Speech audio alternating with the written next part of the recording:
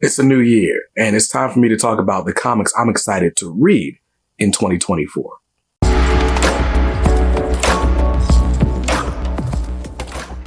Welcome back to Comics Are Dope. I'm BJ Kicks. And no, this is not an episode of the pull list, but I guess kind of it is. So it's a brand new year. If I'm doing this right, it's like Friday, January 5th. It's Friday the 5th. I'm looking at a calendar. I can't see it. It's dark in here. But anyway, it's January 5th, and we just had the first new comic book day of the year, and hopefully it was really good. I haven't read any of the books yet because in real time, today's Tuesday. But hey, I'm looking ahead at all of the titles that I'm really, really excited to read this year. Because we've pretty much got solicitations through the first 3.5 months of the year. And then we've got even more for Free Comic Book Day coming up in May. So I'm going to tell you guys of the stuff that I see on the horizon, what I'm really, really excited about. Now, one thing that I do have in mind or as a goal for myself is to read more of my back issues, more of my, omnibus and stuff like that, right? So I got behind me. I'm going to finally read Watchmen this year. And then I'm going to pick up my read-throughs of Chris Claremont's X-Men and Grant Morrison's Batman. But I'm taking it easy. I'm reading them whenever I want. And then I got the Spider-Man by Chip Zdarsky over there too. I'm excited about those reads, but you guys know I read single issue comic books. I pick them up every single Wednesday from the comic shop, and I get really excited about them because in my opinion, the single issues are like the bleeding edge of comics. It's not just my opinion. That's a fact.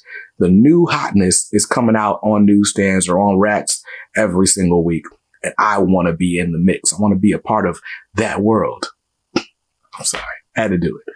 But anyway, so through all the things that have been solicited through March of 2024, there are a lot of initiatives I'm excited about. And we're going to start off in not the most obvious place. The first slate of books that I'm really excited about this year has got to be Dynamite Entertainment. So Dynamite got the Disney license last year and started pumping out amazing titles. We had Darkwing Duck, we had Gargoyles, and I loved each of those. I fell off of Gargoyles and then fell back in preparation for something you guys are going to see soon. And it was really compelling. But not only did we have those two titles, we also had the Disney Villains line of miniseries. We've had Hades and Scar and Maleficent. And as I'm recording this, we're getting ready to see Cruella de Vil next week.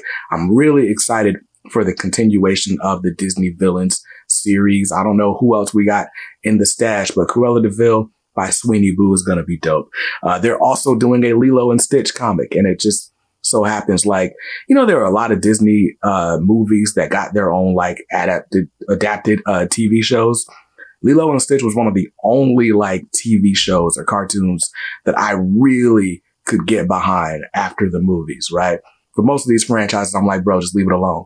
So I'm really excited about the Lilo and Stitch comic. Hopefully it's really, really fun. That's coming out in February, if I'm not mistaken.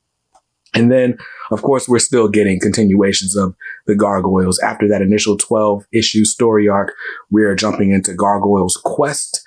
And that's going to be written by Greg Weisman. It's going to be dope about Angela trying to collect these stones and, rule the world, right? Not Angela, Demona.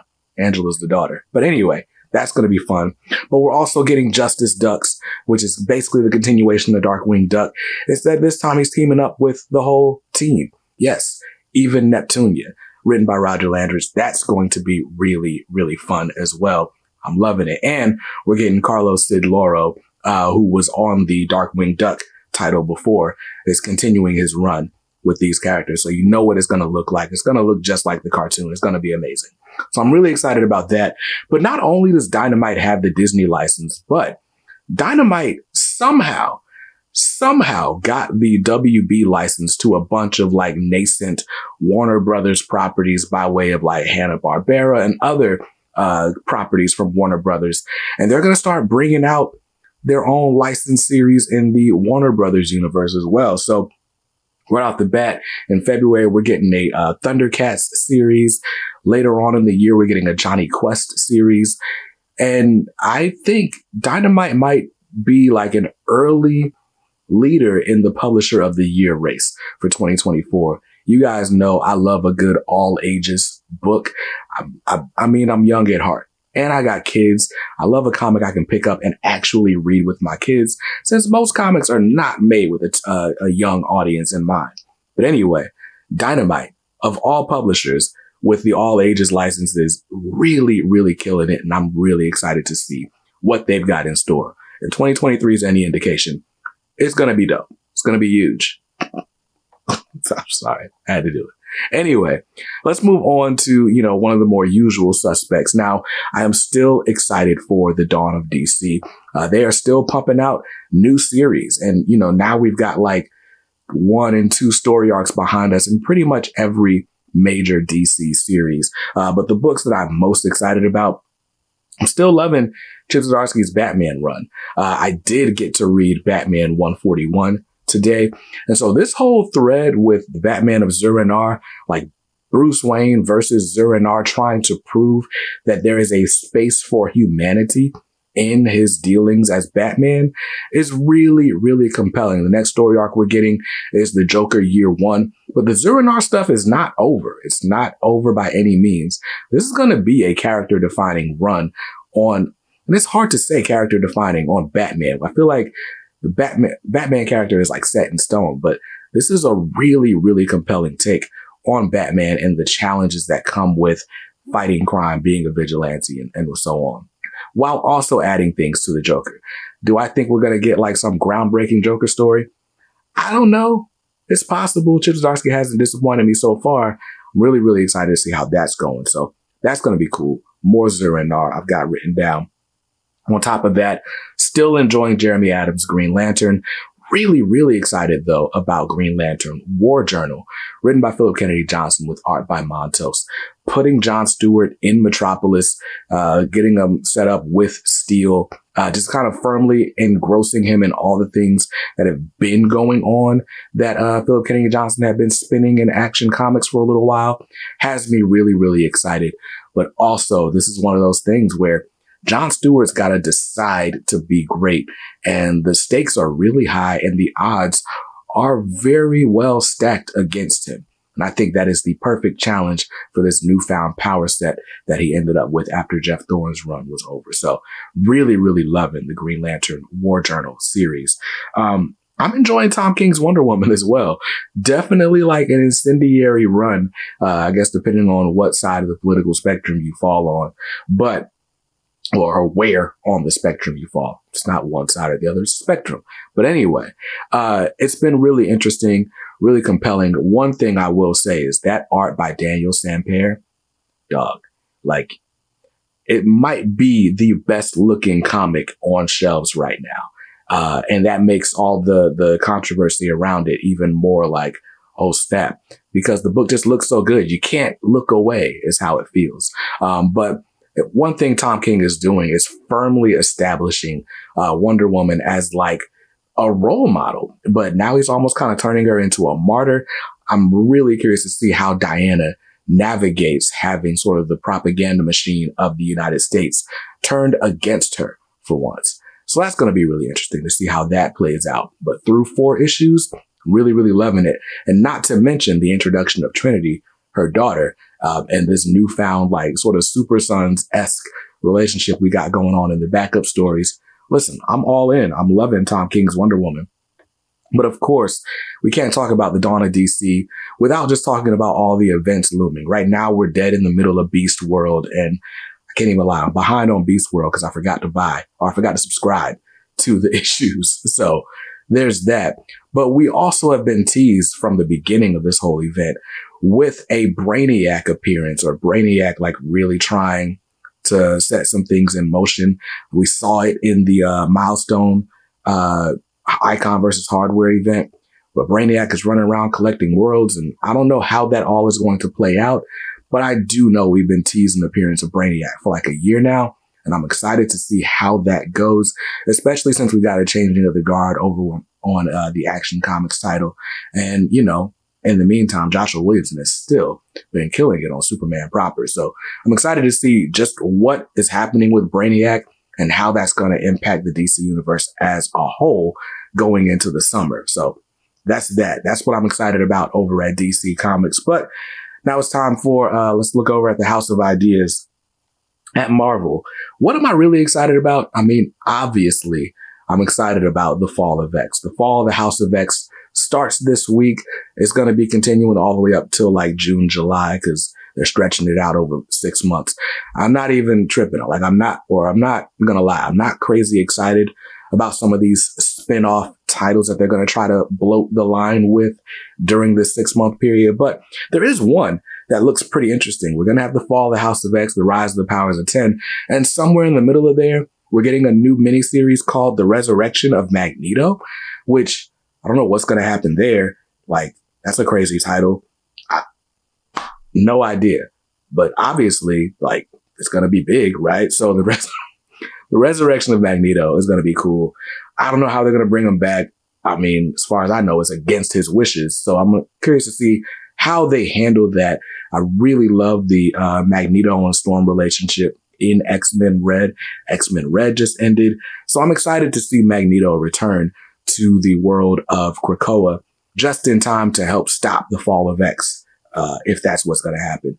But, you know, hey, I'm excited to wrap, the Krakoa era in a neat little bow and then move on. But beyond that, I'm really, really excited about the Ultimate Universe coming out from Marvel Comics. Now, we're getting Ultimate Spider-Man written by Jonathan Hickman. I'm especially excited for that, as well as Ultimate Black Panther written by Brian Edward Hill.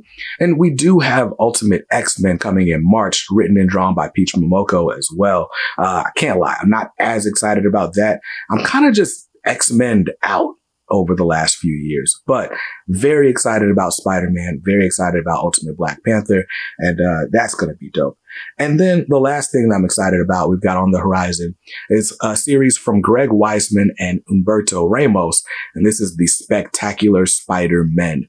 This will be the first time in an ongoing comic that Miles and Peter are teamed up. Like, this is the first Miles and Peter team up comic. Yes, we had Spider-Man and Spider-Man 2, but those were both limited series. So I'm excited to see an in-canon Miles and Spidey team up, mentor, mentee, who's teaching who, and it's going to be fun, and it's Greg Weisman. So listen, if you've watched anything animated in the last 30 years, you probably have watched Greg Weisman's works. So I'm excited about that. And that's actually wraps it up for Marvel. Now, I get to do a fun thing and skip over to the indies. All right. And just like that, we've skipped over to the indies. Shout out my man Skip and Tosh. Man, long live Skip. But anyway, I have decided I'm going to try to diversify my palette a little bit more in 2024. I'm going to read more indie stories. I like the creative storytelling, and I got a Hoopla subscription. So a lot of these books I'll be able to read without even investing anything financially. But I'm really excited about a few things going on. First of all, Kid Cudi's writing a series with Kyle Higgins called Moon Man. And I don't know much about it, but it's Kyle Higgins and Kid Cudi. I'm not even a big Kid Cudi fan. Like, I listened to the first, like, A Kid Named Cudi mixtape with Poker Face on it. And I mostly listened to that for the Kanye verse. But Cudi was spitting on that joint. That's been like, jeez, how old am I? It's been like 12 years since that mixtape came out. But anyway, I'm excited about this Moon Man title. Really just, I'm curious, like, anytime somebody who's not like, who's famous for something else feels compelled to write an actual comic book. Like, they love comics so much, they want to put their mark on it. We had a big hit with Keanu Reeves and Berserker.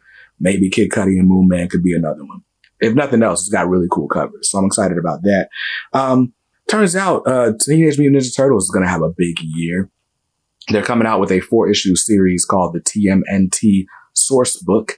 So basically, they're trying to distill all the 40 years of Turtles history that has been reimagined through the 150 issues of IDW's Ninja Turtles. They're going to try to distill all that down into a 4-issue series so that when 151 comes out, you can, jump right in. There's going to be a series of like 4 $8 comic books, and I'm going to buy them because why not? Why would I not?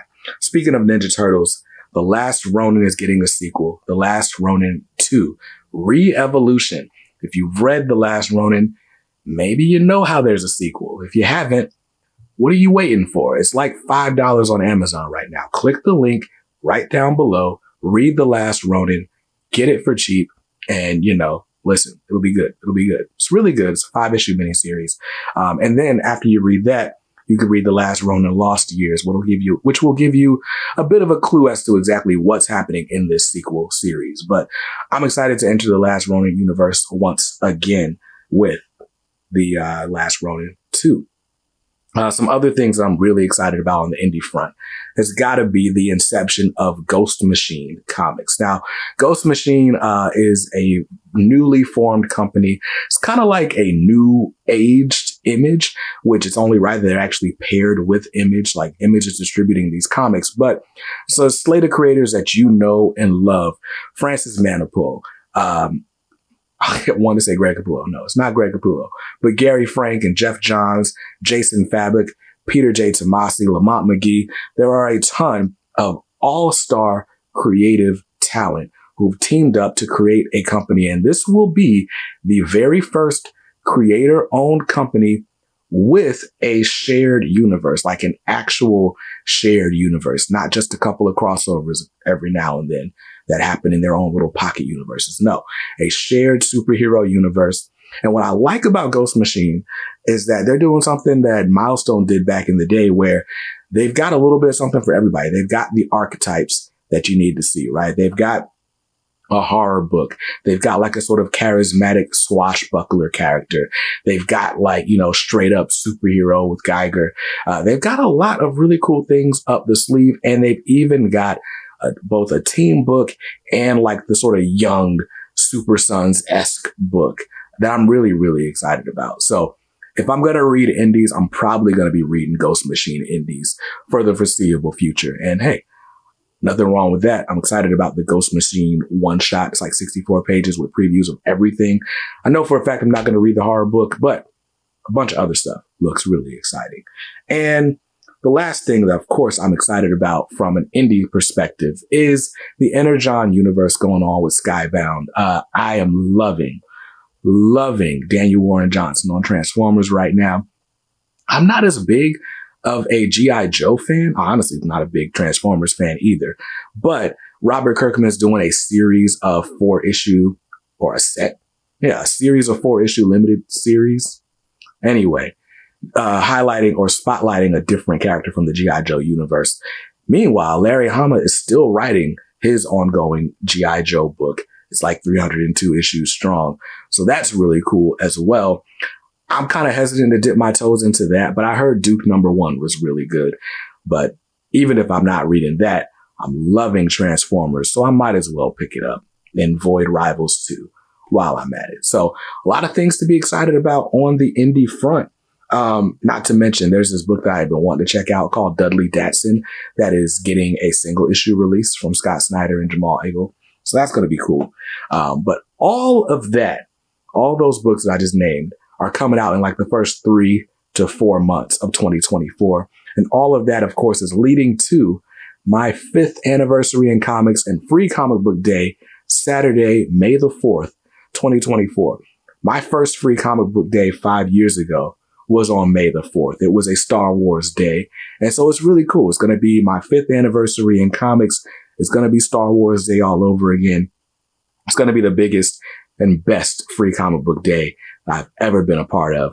I haven't planned anything quite yet, but better believe we're doing something special for Free Comic Book Day. And then that'll take us to, the summer slate. All the stuff that comes out on Free Comic Book Day is going to be clearly there to promote the new summer events and fall and stuff like that. So I'm excited about all of it. I think this is going to be a really, really fun year for those of you who collect single issue comics.